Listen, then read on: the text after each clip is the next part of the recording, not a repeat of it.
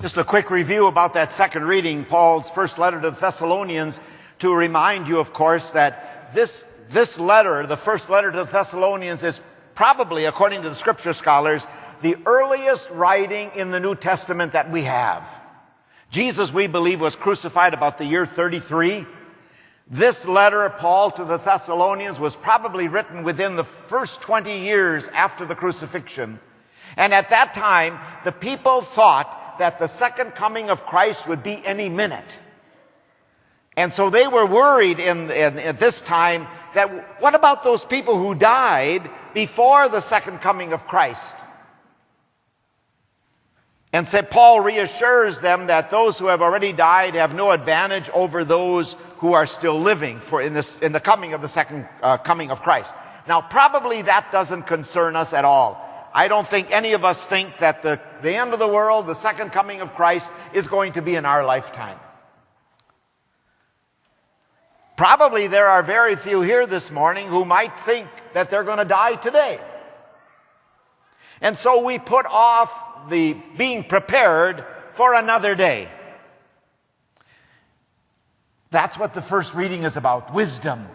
Wisdom is knowing to be prepared at all times for the coming of Christ.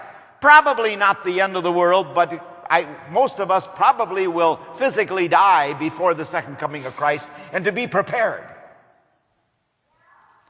In the scriptures, wisdom is always presented as a woman, the female, the feminine, because the feminine psyche seems to have a greater tendency to really think about the things that matter in life over the male thinking. See, knowledge is what we stress today. We want to know more and more things about more and more things. But wisdom is not knowing what things are, but what things are for. Not just what things are, but what things are for. That's wisdom. Money, for instance. We all know what money is. But very few people really know what money is for. That's searching the wisdom. That, by the way, is the foundation of our entire 6-week message series, is to reflect on our lives so that our lives have more meaning, because we're all so busy. But I'm sure if in all of our busyness, sometimes we stop and think, I am so busy, but I'm not getting anywhere. There's no sense of satisfaction or fulfillment in my life. We're on, like mice on a treadmill. That's because we don't stop and think about what are the really important things in life. That is what we are preparing for. Again, not just the end of the world, not just our death, but for the inbreaking of Christ each day in our lives. That's what all of this is about. The bridegrooms being prepared for the coming of Christ. Again, I repeat, not at the end of the world, not in our death, but today. How can Christ break into our lives more fully today, in which that coming of Christ closer to us will give us more meaning? I talked about this last week down in the Seton Hall. We have the famous painting of Jesus knocking on the door of a cottage. But if you look carefully at the door, that picture, the door has no doorknob, no handle, no lock, because it has to be opened from the inside. If we want Christ to come closer to us, we have to open the doorway of our hearts from the inside to let that Lord in. Because God forces himself on no one. Now, the doorway of your hearts are already unlocked, otherwise you wouldn't be here today. But the goal is to more and more open that doorway so that God can come to us more fully. And that's what we're about as we weekly gather for Eucharist. That's what baptism is about. That's why we have baptism at Mass, to remember, baptism opens the door. But after that, we have to open it more fully ourselves from the inside to let God into our lives more completely. And that's a daily task. The oil in the gospel. A lot of people say, well, why didn't those other 5 that had oil share it with the 5 that didn't have oil.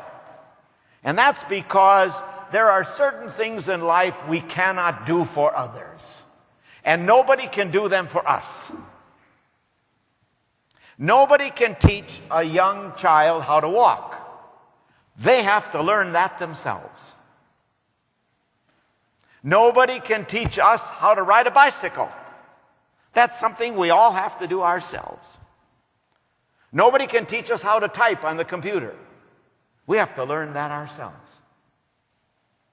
And I challenge you, if you want to think about this today, what are other things that we cannot teach others to do? You cannot teach another person to be charitable. We learn by experience. You cannot teach another person your experiences. Just tell a child not to touch the stove because it's hot. What do you think they're going to do? They're going to check it. They'll learn.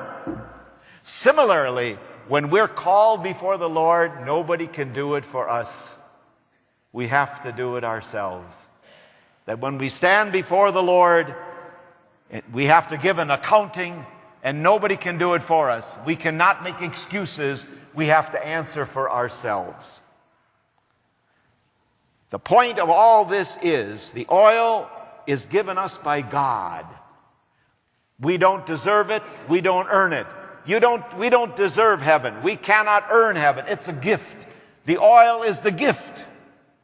What we do with our lives is our way of saying thank you for the gift. So if you're worried about what you're going to say when you come before that final accounting, if God is in front of you and says, gee, I'm not so sure I want to let you into heaven, all we have to say is, remember, Father, I followed Jesus. He died on the cross for my sins. And God will say, I forgot. Come on in. That's the fullness of baptism that we celebrate now with the children, and we renew it in our lives.